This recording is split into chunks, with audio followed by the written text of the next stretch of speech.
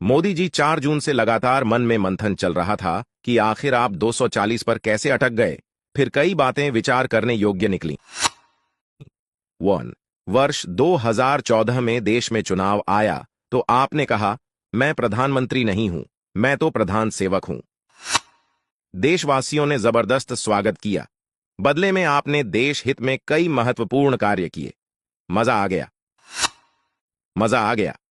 2 समय बदला और 2019 में आपने कहा कि मैं तो देश का चौकीदार हूं।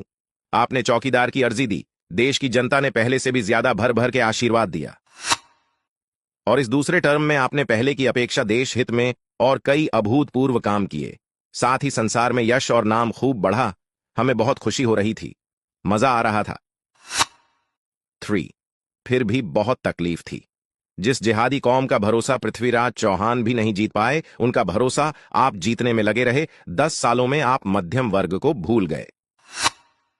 4 अमीरों को मांगने की जरूरत नहीं होती। गरीबों को राशन मकान दे रहे हो, फिर मध्यम वर्ग को क्या मिला, कभी सोचा नहीं सोचा? अल्पसंख्यकों को मिलाने के लिए आपके अनूठे प्रयोगों से कोर वोटर नाराज होते रहे। ये आपने ही कहा था ना कि मुसलमानों के एक हाथ में कुरान और दूसरे हाथ में कंप्यूटर होना चाहिए। ठीक, बिल्कुल ठीक। फिर हिंदुओं के हाथ में क्या होना चाहिए? कभी बताया नहीं आपने। खैर, बदले में मुसलमानों ने आपके हाथ में घंटा पकड़ा दिया। पूरे 60 सालों में जितना लाभ उनको कांग्रेस ने नहीं दिया, उससे कई गुना ज्यादा आपने इनको 10 सालों में मकान, शिक्षा, स्वास्थ्य, गैस, बिजली, पानी, सड़क, रेल सब कुछ दिया। 5 आपके फैसले से आपके लोग दुखी हुए, फिर भी आपके साथ दुखी भाव से खड़े रहे। लेकिन जब चुनाव का वक्त आया तो आपने सरकार बचाने या चुनाव जीतने का नारा ही नहीं दिया, जबकि साइकोलॉजिकल नैरेटिव अब की बार 400 पार का कर दिया। 6 आपके वोटर बाहर ही नहीं निकले, क्योंकि सब यही सोचते रहे, अरे 400 पार तो हो ही जाएगा, एक मेरे वोट से क्या होगा। 7 आपने कांग्रेस, राहुल गांधी और विरोधियों को सड़क पर उतार दिया। आपसे दूसरी बड़ी गलती यही हो गई।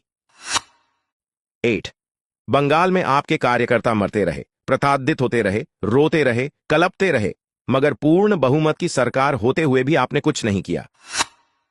अजी, कार्यकर्ता तो छोड़ दिए, सीबीआई, ईडी को भी पीटते रहे, आपने कुछ नहीं किया। ममता को हटाया क्यों नहीं? बर्खास्त करना चाहिए था। 9 आज उस राहुल का कद इतना बड़ा हो गया कि उसने अपने मामूली से कार्यकर्ता से आपकी अमेठी वाली प्रत्याशी, जिसने कभी स्वयं राहुल को हराया था, को भारी अंतर से पटकवा दिया। खैर, जूता महंगा हो अथवा सस्ता, उसे सर पर नहीं रखते, किंतु आपकी समझ में नहीं आया। 10 आप नहीं माने, बीजेपी वॉशिंग पाउडर से धो धोकर दूसरी पार्टी के भ्रष्टाचारियों को पनाह देते रहे, क्योंकि आपको विश्व की सबसे बड़ी पार्टी बनना था। 11 जो आपके पुराने कार्यकर्ता थे वो मुंह ताकते रहे, आप गैरों को टिकट देते रहे।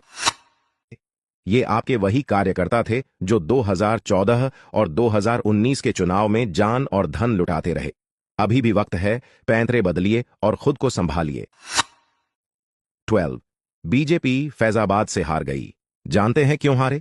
आपने राम भक्तों पर गोलियां चलवाने वाले को पद्म श्री आदि से सुशोभित किया ना? तो फिर वहां की पब्लिक ने रामद्रोही को जितवा दिया, तो क्या गलत किया? इससे बड़ा और प्रमाण क्या चाहिए कि देशद्रोहियों को सिर्फ आपका फ्री माल चाहिए, लेकिन वे आपको वोट नहीं देंगे। शुक्र मनाइए कि अच्छे काम की वजह से वह हम जैसे जागृत हिंदू के कारण आपकी सरकार अंतिम समय में बन गई।